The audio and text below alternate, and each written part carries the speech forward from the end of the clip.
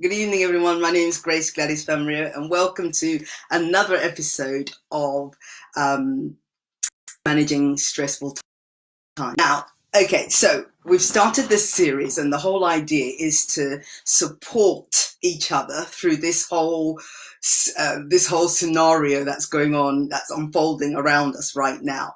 And the whole idea is really to share some strategies, some simple tips, some principles, some scriptures, some quotes, some resources, anything at all that could really help us get through this particular time that we're facing. So that's what this whole managing challenging times is all about. So welcome on board, and great to have you on board. Now, if you were with me last week, you'll notice that I covered something around how to survive, thrive, and maximizing challenging situations. And I shared lots of stories of everyday people, such as you, me, who go through challenging times, but somehow are able to then flip the adversity on its head and make something positive come out of something that could be potentially like, kind of thing. Okay. So that's what we looked at last time. And by all means, check up my Facebook page, Gladys Famoriyo. And if you click on the videos tab, you should, or even the lives tab, I can't remember which one it is, but one of the tabs, you'll see some of the videos that I've recorded in the past. Okay, so just as a recap, for those who perhaps haven't done that yet or haven't watched it, it's really about supporting you. Just pick up some tips. And so here are the 3 strategies I shared last time when we were when we were live. The first one is about flipping your adversity in its head and making something good come out of it. Now, whatever you do, watch that video, because you will hear some really inspiring stories of people who have just turned their lives, around, even though they had challenging life situations. And the second point was keeping the end in mind. And I then referred to Dr. Steve Covey, his book, The 7 Habits of a Highly Effective Person. And he talks extensively about keeping the end in mind. And so for me, I see myself, Granny Grace one day, in a rocking chair, actually forget the rocking chair. I am not doing rocking chair. I'm going to be, running marathons and doing all sorts of wonderful things, cycling. Anyway, okay, so, but you get the picture. At the end of it, basically what you want to do is have a goal at the end of your life in mind, and then start to work towards that on a day-to-day basis. So that's basically what that one was about. And the last one is about being determined to get back on your feet, be determined to press on, having a kind of mindset. I call it a bounce back hero mindset, whereby regardless of what life throws your way, you've decided, actually, I am going to come through this, and I'm going to come through this on the other side. I might be crawling, I might be standing, I might be, I might be limping, but I am getting through. So by all means, if that's, if that sounds good to you, have a look at, that video from last time, and I'll share the link since we finished this session here. But yeah, so as I was saying, this whole series has really happened as a result of, okay, just say out to GK over there. Thank you very much for joining. Okay, so this series has been really interesting. This whole situation is really interesting because it's kind of making us change our kind of status quo, the kind of things that we've been doing for a long time. We've been doing it one way or the other. All of a sudden, we're all kind of like forced, as a result of the situation, to rethink about how we are doing life. And I think that's a key thing, how we are doing life. And it would be great if during this time, whilst we're doing all these great and wonderful things that some of us want to do, I mean, I've heard some fantastic things that people are doing, and I salute you, well done, great stuff that you're doing that.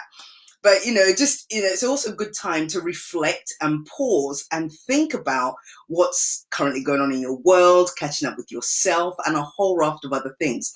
So, that's really, for me, my backdrop, what's going on, behind the ethos of these series is about getting us to start reflecting and thinking about, well, we've done it one way. Could we possibly do it another way to support us live the life that we're really seeking to live? Now, as you know, just a little bit of intro. I have to do some shout outs here because, bounce back, this is really the thing that started me personally on a journey. But the title is called Bounce Back: How to Survive, Thrive, and Maximize Challenging Life Situations.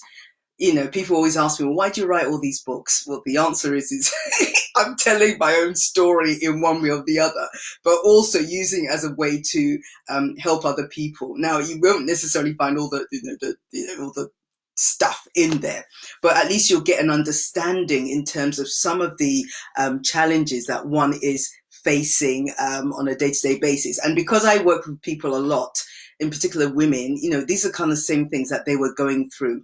So what I've done over the years is I kind of document my own questions when I'm asking God for questions.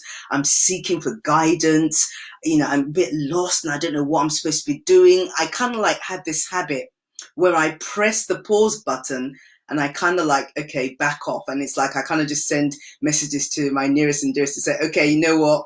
I'm going to be off the radar for a little while. Just bear with me. I just need to check things out, press the reset button or even reboot if I need to, and then come back out. And that's basically how I, generally live my life.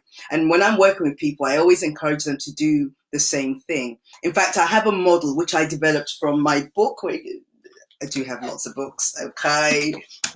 In fact, talking about books, okay, I am going to be doing some giveaways. So you have to stay to the very end to find out about the giveaway. If you don't stay till the end, you ain't getting none of that. Okay. All right. So, in the book, Overcoming Emotional Baggage, A Woman's Guide to Living the Abundant Life. This is like my second book out of 7. And this is what really started me on that whole let's become more aware of our attitudes and behaviors, and let's not say, well, just who I am. Let's accept what those things are, good or bad. And if it's bad, let's do something about it. And if it's good, you know what, carry on and keep monitoring yourself. And so that's basically where this whole model I developed, where it's about discovery, acceptance, action, and then monitoring. Now, for me, whether it's trying to lose weight, write a book, cycle longer distances. Now, some of you know I love to cycle, and I had some events planned for this year. I'm hoping, when the dust settles, we can go back out there. But one of them is, for example, the Prudential 100, where it's 100 miles. Okay, so you don't just wake up one morning and say, "Yay, I'm going to go cycle." Okay, you start to prepare. So, it's about thinking about when we're looking at handling challenging life situations, what models and principles can we start to put in place to help us not just get through this particular period, but how can we then live our best lives? And for me, as a coach, that's one of the strategies for my clients, how to live your best life. And as I said, I'm quite happy every so often when things don't seem to be working. You know what? Let's just press the pause button and reflect. Okay, so today I'm going to be talking about taking the pressure off. Okay, taking the pressure off. But before I do that, I just wanted to read a quick quote from Bounce Back. Okay, in the preface, I'm going to be through these forums. I'm just, because the book is really about, it's got lots of quotes in it and stories from people who've been through hell and high waters and I've come back. I will be sharing some quotes and maybe just share some thoughts on, the rationale behind that and what lessons we can possibly learn from that. Now, the first quote is from the preface, and that's on page, I can't say it. I should have put my glasses, really, shouldn't I? Okay, all right, I'm going to read it anyway. Okay, so in the preface, I talked about the late Dr. Miles Monroe, who, I just love Dr. Miles Monroe. Awesome guy. I remember when he came to my church many years ago, and, at that time, he'd written like 65 books, and I'm like, how does anyone write 65 books? But it's possible. And unfortunately, he passed away not too long after that. But he left a legacy behind. Now, this is what he said, Dr. Miles Monroe, from his book, Maximizing Your Potential. And I believe he puts this whole notion of thinking about how we're going through our challenging life situations in a fantastic way. Here's what he says. Circumstances and crisis are God's tool to move you into purpose and maximizing your potential. So let me just repeat that. Circumstances and crises are God's tools to move you into your purpose and to maximizing your potential. Now, when I first read something like that many years ago, not his book, but when I started to explore this whole concept of living purposefully, maximizing my potential, using my gifts and talents to serve humanity, be a blessing to the church and outside, I had this question, and I'm like, well, Father, I've talked to God as my father. So if you hear me say Father, I'm talking about my father. Okay. And I'm like, I don't get it. Surely there must be another way of developing us as human beings, and helping us get through, grow out of challenging times without the challenge. I don't know if you've ever asked that question before. But, why is it? Why, oh, why, oh, why, oh, why do we have to go through situations like that? But number one, just to correct that, because I had to, again, for me, it's about correcting incorrect notions or unspiritual untruths, I call them sometimes. It's not that he uses evil and whatever, as a way of, taming us kind of thing.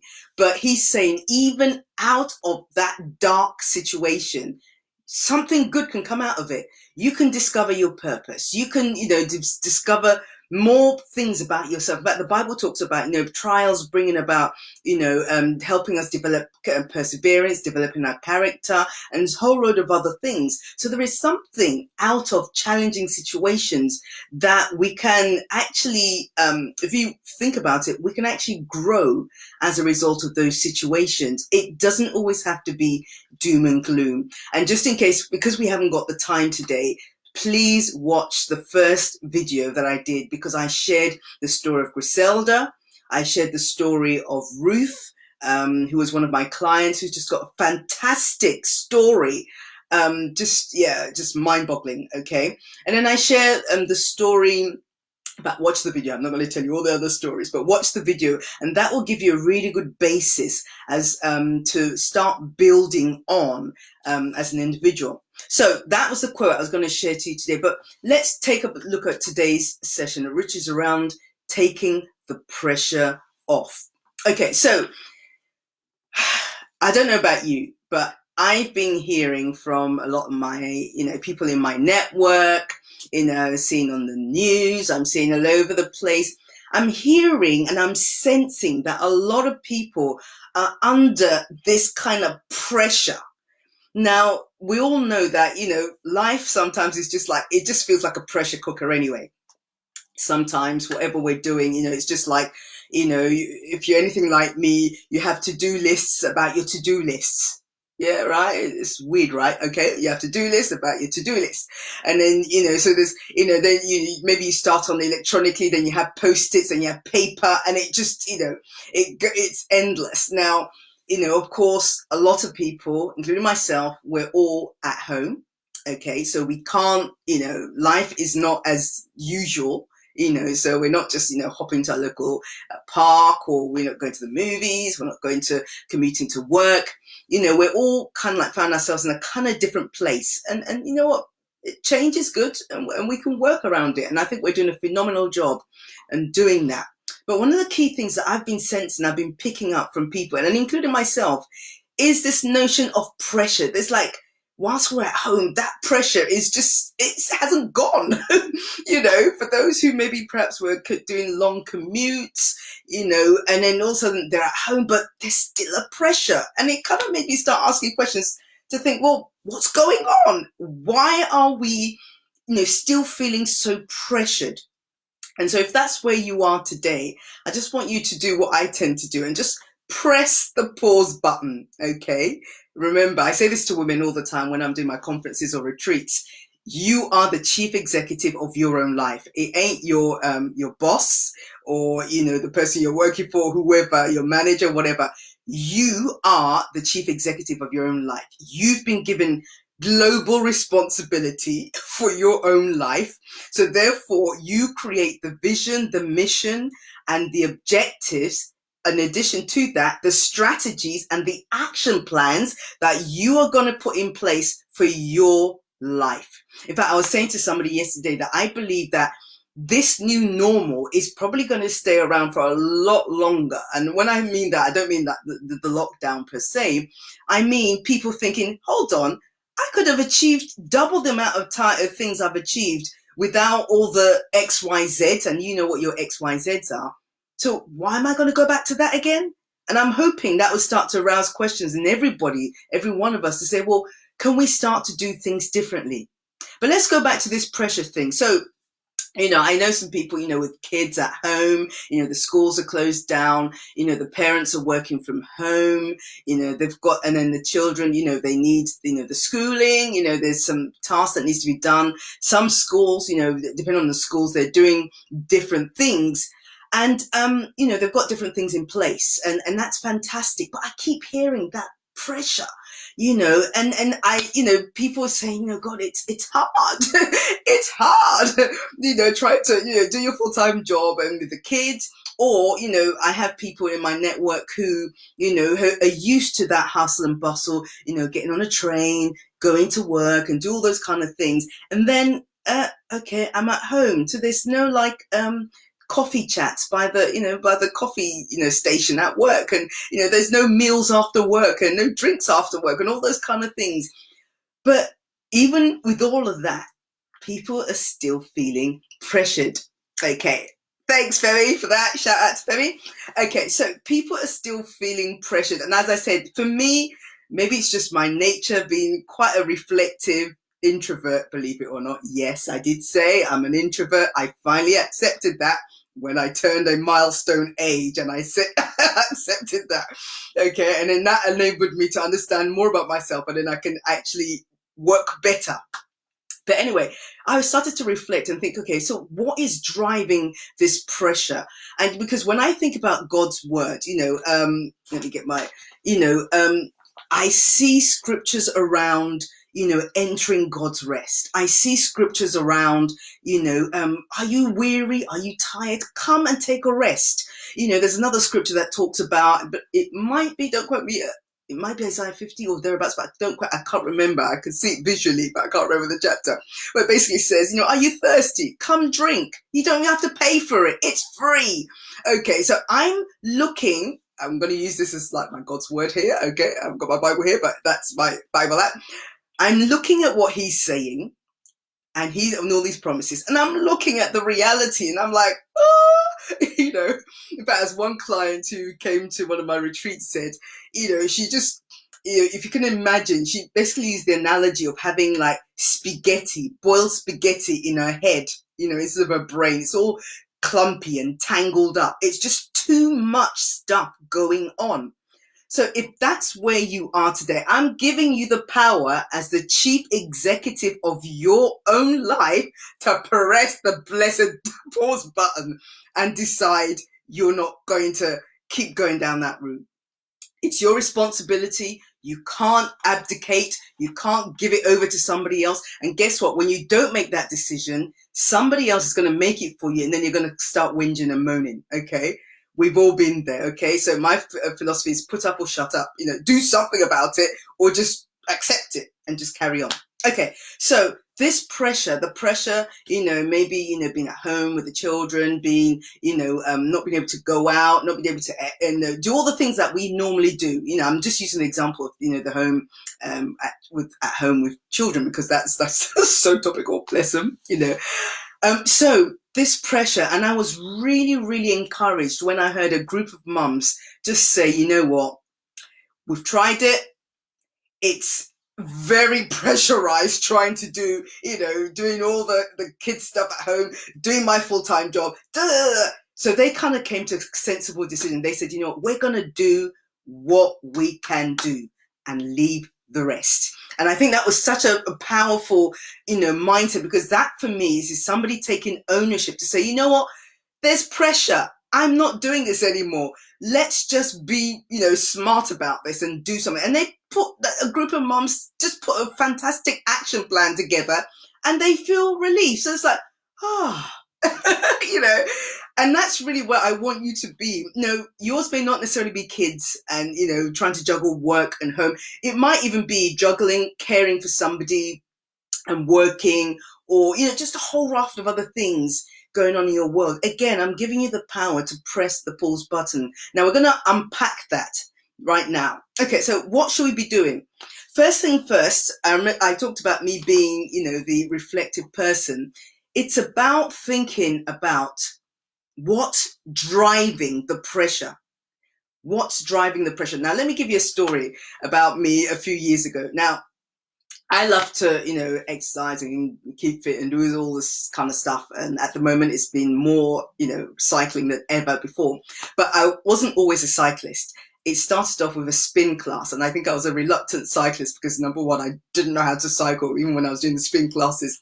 But you know what? I was dedicated to it. And I started going to my local gym and I was doing it regularly for a long period of time. And but before I got to what I call the pro spinners, okay, anybody who's done spin class understands what goes on when you are, in a spin class. It's like hard work. In fact, after like nearly 10 years of doing spin, I could never ever say that, yeah, I'm a pro spinner, because it always gets even more and more challenging.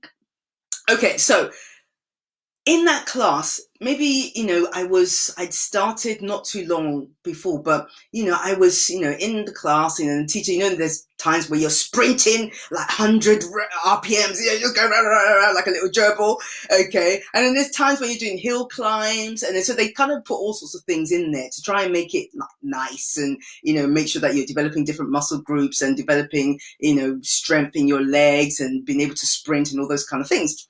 Okay, so I was in this class and then giving it my best shot.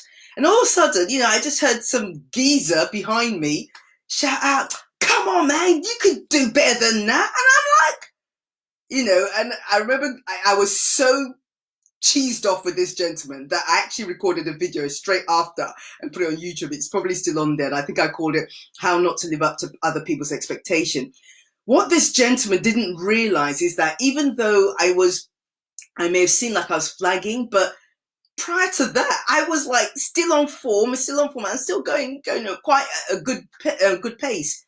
However, I kind of slowed down. Now, he has no clue on God's earth whether I came into the gym tired, whether I was getting over a cold, whether I was facing challenges at work and I was stressed out.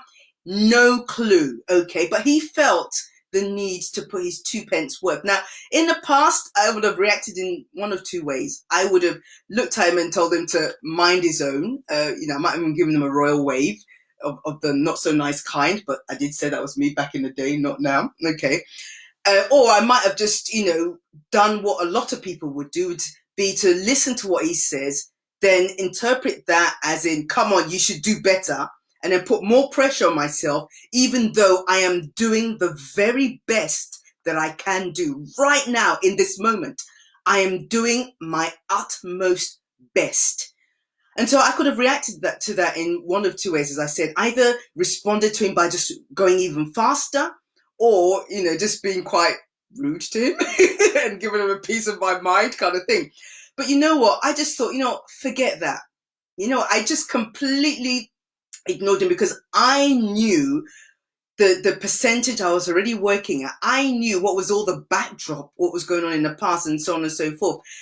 So therefore, I just decided, you know what? I am not going to succumb to your comments and let your comments drive me to do the things that I really shouldn't be doing, that puts even more pressure on me. Now, why am I saying that story? I'm saying that story because sometimes the pressure that we face is caused by one or two things for me. This is like my ex-scientist analysis. I used to be a biochemist, believe it or not, back in the day. Okay, but using my scientific hat on right now, imagine with my white coat, I did some analysis and I thought, okay, let's see what's causing this thing. There are two things primarily. I call them internal drivers and external drivers. Okay, so let's look at the external driver. Now, that's a classic example. The example I just shared right now about the issue with the person telling me I should do better. I should do more. And this is what we hear in society today. In one way or the other, I should be smarter, quicker, fitter, faster, all this kind of stuff. I should be, I might even should be a size 0 as if, okay, I've tried my best. I just couldn't live up to that. I should be size 0. I should be this. I should be that. And it's endless. In fact, when I wrote the book, Overcoming Emotional Baggage, that was me telling the world, I've had enough. Leave me be. Let me be the woman God created me to be. I'm done with living this life where I'm perpetually on this treadmill that's going nowhere, but I'm getting burnt out. I'm done. I'm done. Okay. And I was like, so anybody who is trying to put pressure on me, my answer, like the kids would do, talk to the hand, talk to the hand. I ain't listening anymore. So that for me, so it's about understanding what is driving you as a person. Okay. So we talked about the external. So it could be people's comments. It could be the media. It could be family. It could be friends. It could be, horror, even the church, dare I say. Okay. It could be a whole raft of things whereby we feel under pressure constantly to live up to some standard that, and then it kind of becomes like a self-imposed, almost like a prison kind of thing where you're trying to live up to whatever that person say. You should be doing this. You should be doing that. Again, I'm giving you the permission as the chief executive of your own life to press that pause button and say, you know what? I'm taking charge. I'm taking my power back, and I am giving myself the permission to do whatever I feel is right for me. In fact, something my friends say to me, and I say to them all the time, we say to each other, is I'm going to be kind to myself. And sometimes we kind of lose sight of that. It's quite easy for some of us to be kind to other people. So we give out, we pour out, da. But sometimes in actually doing that, we become unkind to ourselves. Now, sometimes some people say, oh, but, especially as Christians, we should be doing that. But when I look at the story of the Good Samaritan, it's like, you know what? He was on his journey somewhere, saw somebody who was in need, helped the person as much as he could at that point, then hired somebody, or call it outsourcing, getting somebody else to help while he continued with his journey. Now, back in the day with me, I would have stayed there. I would have built a little monument around there, and I'll have probably stayed there for like 5-10 years. And then one day wake up and start getting angry at this man. So, you know what? Fix up, mate. But, and just in case you find yourself resenting people, check what is driving that, because sometimes it could be some underlying issues that you haven't actually identified and accepted. Okay, so the external things, thou must, wake up and, do 20 million press-ups and sit-ups. Slight exaggeration, but you get the point, right? You must do this. In fact, let's bring it into this whole, COVID-19 kind of scenario. It's like, okay, I don't know about you, but I'm on, if I'm on YouTube, there's like 101 apps telling me, learn the piano, learn this, learn that, do this, do that. I'm like, stop. I have to admit, when it first started, I thought, okay, this is an opportunity to do something. And I have to admit that, learning the piano and also touch typing were like on my list to say, okay, you know what? I'd like to do that. But I then thought, realistically, when is the time? And is this going to then creep into sleep time? Or is it going to creep into another time? Or prayer time? Or Bible? When are you going to fit all of this in? So I just thought, okay, you know what? If those adverts come, just switch them off. It's no biggie. Turn it off. It ain't for me. And you know what? And then I realized, actually, there are some other priorities that I wanted. Whilst I'd like to touch type, because that would be useful actually for me as a writer. So I might actually get an app to help me with that.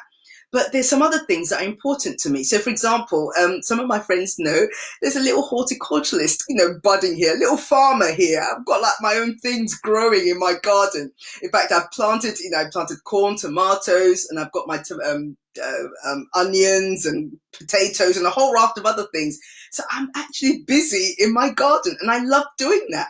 So it's like, let's put reason here. Are you going to end up putting yourself under phenomenal pressure by learning this and that and all these other kind of things that we're kind of being, I'll call it I can never say that word, but subliminally, if you get that, okay, kind of like told us, okay, you could do this. Now that you're at home, you could do this, you could do this, and it's like, oh.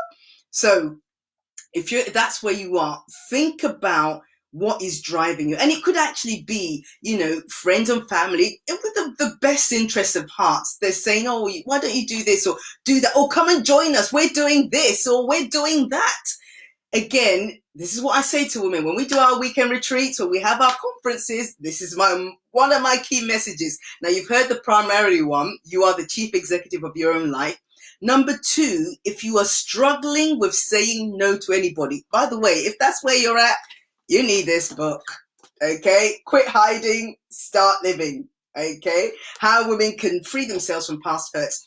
It deals with unforgiveness. It deals with hurts and moving beyond, kind of hurtful relationships and situations. However, one of the key things it helps you to do is put boundaries in place, but also learn to say no. And just in case anybody's struggling with that, I'm giving you the permission. You can say no. But if you're struggling and you want to take baby steps with this whole notion of learning to say no to people, here's my little trick I say to women to do, okay? It's this simple. What you can actually do when somebody asks you to do something and you're still kind of struggling because maybe you've been a yes ma'am or yes sir for all your life. Trust me, look, I've been there, written the book, got the t-shirt, graduated, and sometimes I relapse, but I'm getting there. Here's something you can do to overcome that. Simple thing. Just tell them, thank you so much for that suggestion or the task you've asked me to do or you want me to do. Here's what I'm going to do. Let me think about it and I'll come back to you. Simple. That shuts down that conversation. Not shut it down. And it's not to say that that thing is not something you shouldn't do, but what it's saying is, number one, you're telling them, it's putting boundaries in place, right?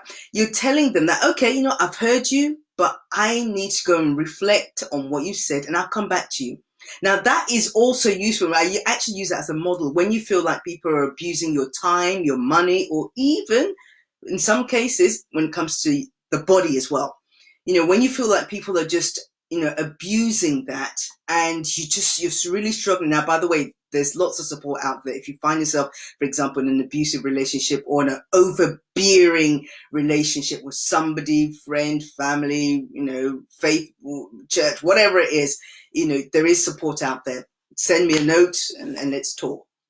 But so as I was saying, the whole idea is to give you back your power and the ability to say what you really want is actually saying, let me think about it. Now, when you do go away, genuinely think about it. In fact, I'll even say pray about it too. Should I be doing this? Should I not be doing this? Should I help this person? Should I not help this person? Whatever it is, come to a decision, stick with it, and then go with confidence to the person and say, you know what, I heard what you said, but I can't do that, or I'm not going to do it. And just leave it at that and walk away. Simple. I know it's like developing a muscle, and eventually over time when you start to develop that muscle around being able to say no, it becomes such a powerful thing that it starts to take that pressure off you by feeling like you have to do something, you have to always do something to people, what's the word, always, saying yes to people, and you don't have to do that. So I'm giving you the permission to put a strategy. Remember, we said chief executive, vision, mission, objectives, strategies, and action plan for your life. Okay. So that's the external kind of driven one. Now there are other ways that, we're driven, even just covers of magazine. As I said, I did say earlier on the media, and all sorts of things, even sometimes at work, the pressure is there and it's for us to manage that before it becomes like a pressurized cooker and it just snaps.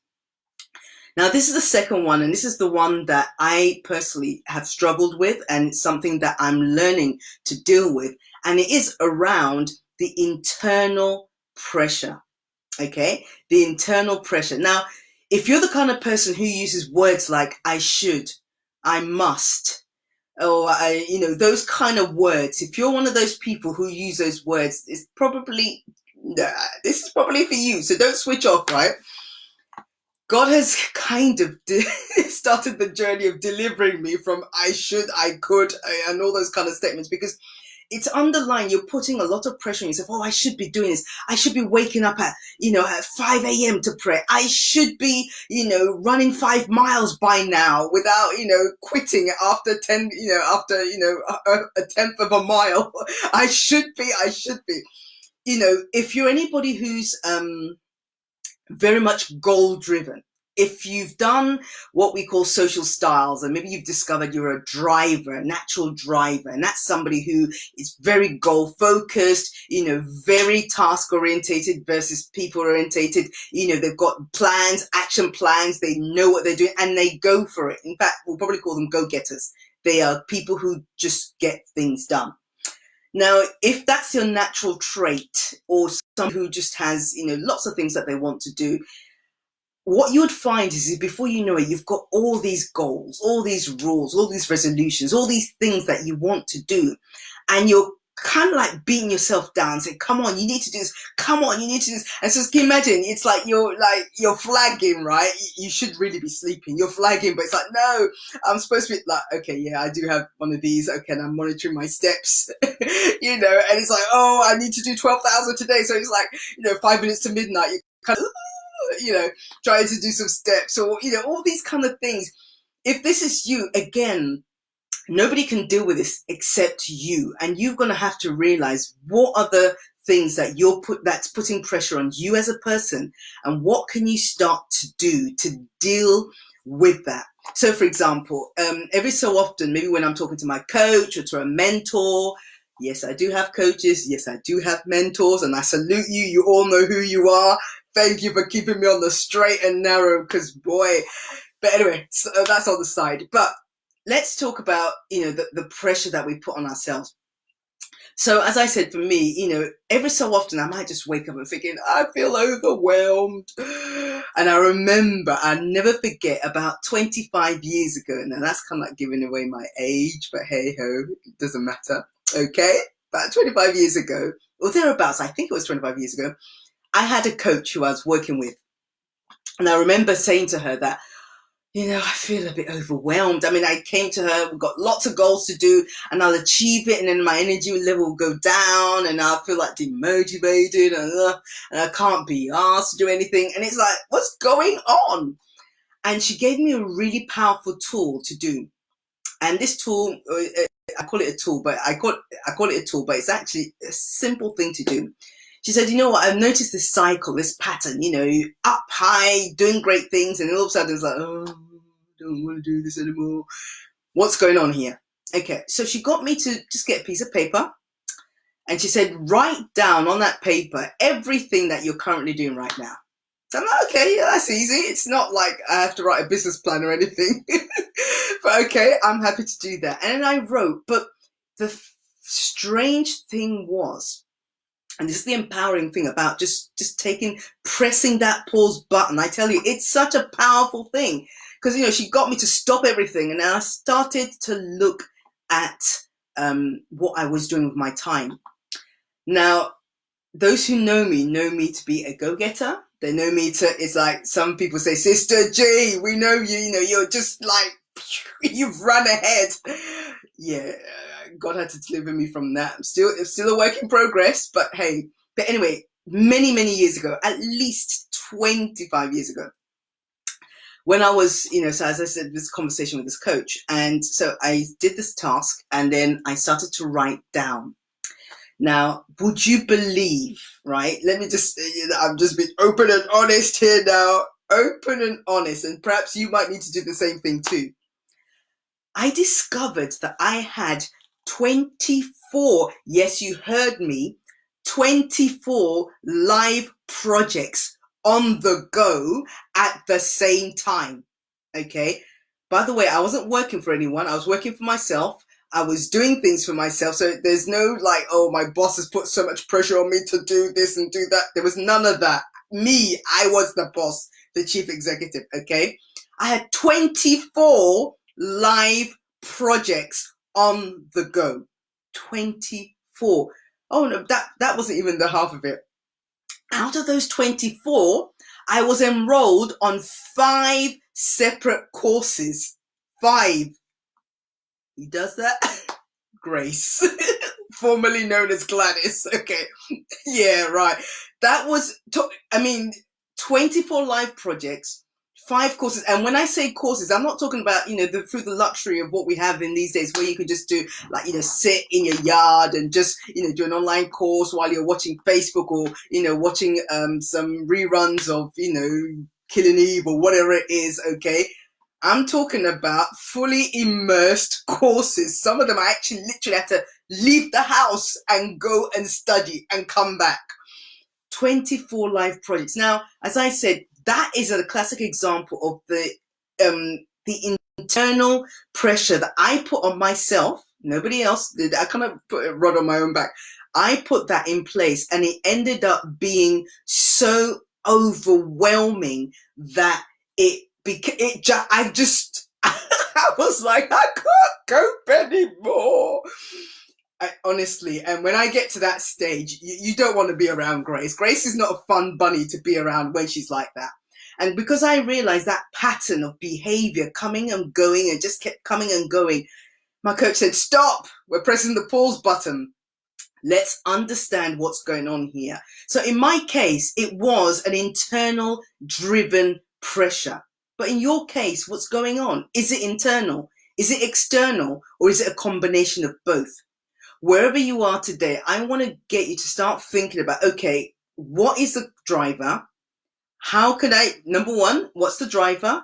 I need to accept what the situation is, and I need to take action on how I move forward. Then number 4, you want to monitor it. So let's just quickly break that down as we round up, okay? So first and foremost, I need you to do a bit more discovery. In fact, we call it in the psychology world, we call it self-awareness. Okay, maybe with little dashings of mindfulness as well. So self-awareness is about understanding what's going on around you. Now, when you are like a little hamster, remember I talked about earlier on where I was on this treadmill. In fact, that's one of the opening statements of overcoming emotional baggage. I was on this treadmill. I fresh out of university. In fact, talk about pressure, internal pressure.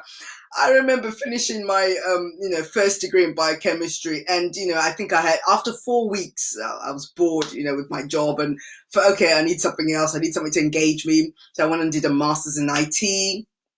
And the day I handed in my dissertation of my master's degree in IT, the following day I started 2-year course in Bible school. Pressure. Now, I thank God I did it, because energy levels, I was able to do a lot more things. But looking back at that, probably wasn't a wise decision. Anybody who's done a master's degree or PhD, that it ain't plain sailing. To get that distinction, they will teach you enough to get up to maybe your merits and your passes, but the extra work is got to be done by you. And so for me, I then noticed these patterns, and I just thought, no, I'm breaking loose of that. So I want you to do the same thing. Break loose of that pattern that's putting pressure on you. And I want you to take the pressure off so that you're free. Take the pressure off. So the first thing of that model I talked about, discovery. As I said, in my case, it was me and some externals. What's driving you as a person? Where do what's your driver?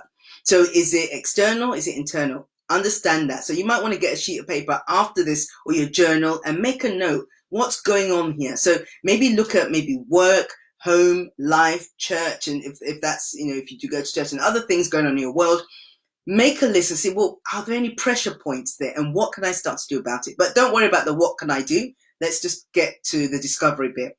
Then the next phase from that is the acceptance. So there's no point saying, but I'm needed. Or, here's a classic one I hear, and then it happens a lot especially with us ladies. I'm not saying guys, you're not like that, but us ladies being natural caregivers, you just want to give and give and give. Except that, like with a car, whereby if the petrol tank is empty, the car ain't going nowhere. With some of us, the petrol tank is empty and we're still pushing the darn things like, come on, move, move. Yeah, right. God deliver us, right? Okay, so what I'm saying is we need to get an understanding of what's actually driving us and then own it. Now, when I say own it, I'm not saying, okay, all the bad things, I'm saying recognize what the problem is and accept that it is an issue. Okay, so that's step number 2, acceptance. Number 3, you've discovered there's a problem, you've accepted it, so what next? Okay, so remember, to be able to make the changes, you're going to have to learn new behaviors, new mindsets, new thought patterns, and a whole raft of other things. You need to take action. Action is required. So using that example, when I used, when I discovered working with my coach, I discovered I had 24 live projects, okay? The key thing was, okay, which one of these babies is going? We're throwing them out. You cannot, it's not viable, it's not feasible, it's not healthy for your mental health to continue in that state and think you'll be delivering great results. It just doesn't happen. And I think this is where people kind of get it twisted. If I work harder, longer, faster, push myself even more, that I will get better results. Well, you try, doing something really important when you're half asleep. In fact, let's use it in context, right? A pilot of a plane or a surgeon, he's about to do surgery, or a pilot is about to take an 8-hour flight and he's kind of like feeling sleepy and groggy. That's a disaster waiting to happen, right? But we're doing the same thing. We are actually doing the same thing. And I have made some major boo-boos, mistakes. You've got the laptop in your lap. You are half asleep. Let's call it what you are tired. Okay, you're half asleep. And yet, you're trying to, okay, yeah, I need to finish this transaction. I've done that before and end up paying the wrong person, wrong digits, wrong amount. And it's like, could it not wait till the following morning? Anyway, I'm saying that and I'm just being open and honest with you because, it's a work, for me, it's constantly a work in progress. And I keep pressing that pause button and making sure that what's driving me, do I accept what's going on? The next step is action plan. So the action plan, in fact, I was thinking about this just before I came on the call. And I just thought, I'm kind of feeling a little bit pressured again. What's going on, girlfriend? So I've decided, okay, for the rest of the week, we're going to kind of not do much and just reflect. And one of the things or strategies that I've always used for the umpteenth years, strategy that I always use, that I love, love, love, love using, is creating new rules for myself. What does that mean? You might even call it creating new commandments, but it's like, Grace, thou shalt no longer work beyond 9 o'clock at night. Simple things like that. Grace, from now on, you will do a certain amount of exercise. And I say you have to put that in place because I can just end up I love what I do.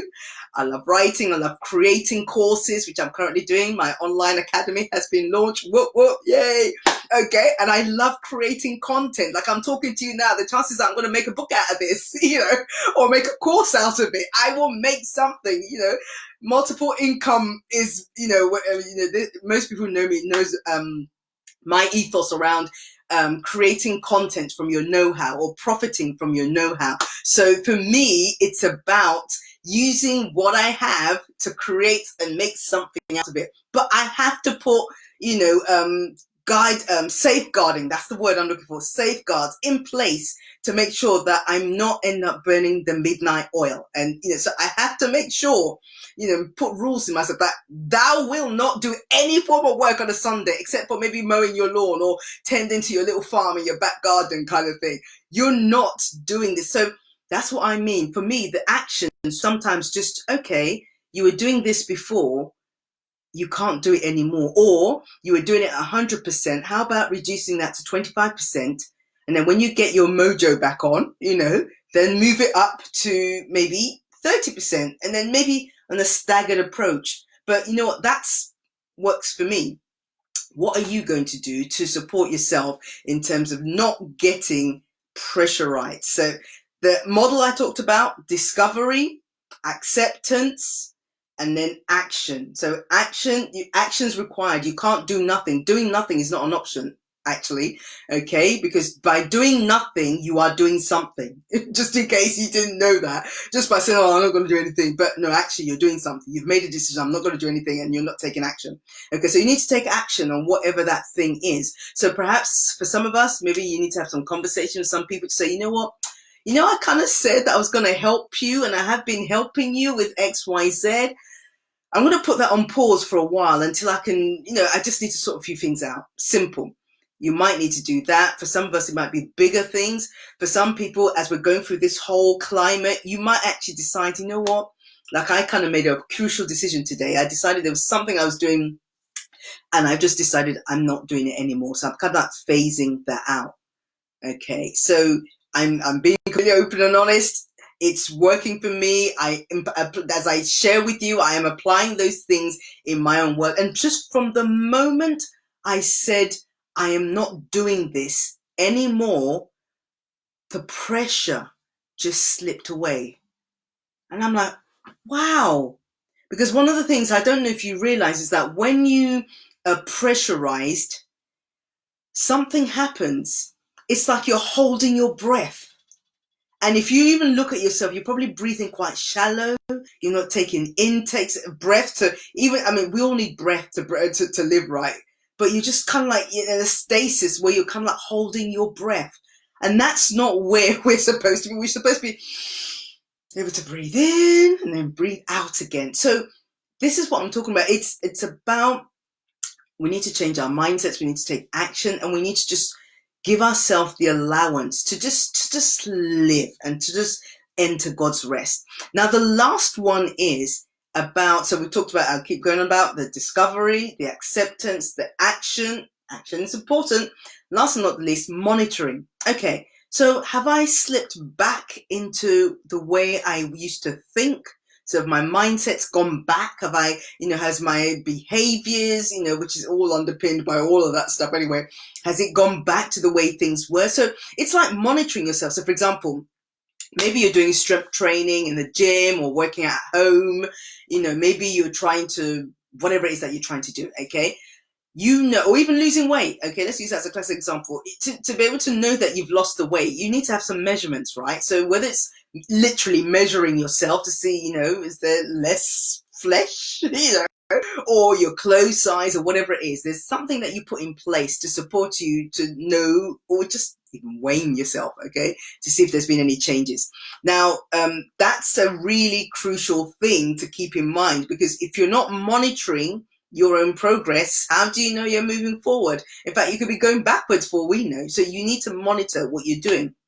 Okay, so hopefully, I'm hoping that that's been of use to you, where it's about helping you take the pressure off. And as I said, whether it be in, because of the climate we're in, or even just regular day life, if you're finding that you're feeling pressurized, I'm giving you, remember I said this earlier on, I'm empowering you as the chief executive of your life to start making strategic decisions. I know I'm using business speak, and I can't help it, okay? Start making strategic decisions for your life. You decide what you want to happen and go for it. Don't be moved by what other people are saying, what you should be doing. I'm not saying, rebellion and all that kind of stuff, but I'm saying you're the chief executive, and executives make decisions for, I call it the business. So your life, Inc. is the business. You're making those decisions for yourself. So I'm hoping that's been useful. And there are going to be more in this series of managing challenging times. Yes, the focus is going to be around, all what's going on the outside world with, all the stuff going on. However, I'm hoping that the principles that you would learn from this series will be practical things that you can apply into your own life, and then you can use it to just be in a better state when it comes to your mental health, in a better state when it comes to your emotional health, a better state of wellness, and so on and so forth. So I'm going to end up with this scriptures that I really love. In fact, there were there were a couple of them. I'll probably share them on the links afterwards. But the scripture I wanted to share with you is one of my favorites. So it's Matthew 11. And verses 20. I love the Message version. Let me just read the Message version to you. Okay, so Message version of Matthew 11, verses 28 to 30. Most of us know this, or you might know it, you might not know it. Okay, it says, "Are you tired, worn out, burnt out on religion?" It's asking these questions. Okay, so are you tired, worn out, or burnt out on religion? Come to me. Get away with me and you'll recover your life. I'll show you how to take real rest. Walk with me and work with me. Watch how I do it. Learn the unforced rhythms of grace. I love that, unforced rhythms of grace. I won't lay anything heavy or ill-fitting on you. Keep company with me and you'll learn to live freely and lightly. And to be honest, I think that scripture, Matthew 11, 28 to 30 in the Message version, it just encapsulates what I've just shared for nearly an hour. It's like, I won't put anything ill-fitting. It won't be pressurized. It won't be arduous. It's just right for you. And my closing, thoughts with you would be to find what's right for you and take the pressure off. Don't refuse to live a life whereby you are constantly on this treadmill driven by internal or external drivers. Take the pressure off. Remember, your mental health is important. Your emotional wealth is important. Your general wellness is important. And when you do all of that as well, we're also trying to develop resilience as well. And you don't want to get into a state whereby you're like, oh, we've all been there, right? We don't want to be there. Okay, so thank you so much. For those who are watching the video, by all means, there's some buttons there you can click on. By all means, click them so you get alerted to when the next one is. But I'm going to be doing this every Tuesday, 7 to 8 o'clock UK time. Let's get here and let's just really support us so that we can manage challenging times. Now, there are some links I'm going to be sharing with you. I mentioned the book Bounce Back, and I'm feeling generous today. I don't know if there's anybody here. Okay, so generous. Here's what I'm going to do. Now, I'm going to give a signed copy of this book, Bounce Back, and it is a gem of a book, if I may say so myself. I'm sorry, this is a powerful book, and a book that just really celebrates people who I call bounce back heroes, and I want you to be a bounce back hero. So what do you have to do to get this book? Okay, simple. Okay, I want you in the chat box to just send me a message at the bottom of this video and just say, here is what I am personally going to be doing to, number one, to help me get through these challenging times and help me take the pressure off. That's all I want you to do. Just send a message and say, I'm only giving one away, by the way. Only one book away. So if that's you, just send me a message below the video, put a comment in there. Tell me what it is that you're going to be doing to, number one, manage your own health, mental health through this challenging time that we're facing. And number two, if the idea about the pressure really hit home with you, what are you going to be doing to take that pressure off? And then I will pick somebody randomly and then I will send you a signed copy. I'll message you through Messenger and I'll send you a signed copy of the book. Now, just in case you don't get picked, by the way, this is like UK only, sorry. So if you live in Timbuktu or, Nigeria, my people, I love you all, but it's not going anywhere for the time being, okay? So it's a hard copy, it's for UK only. But by all means, if you are, for those who don't necessarily win the competition, there is, so I keep throwing it all over the place, okay? That's me there.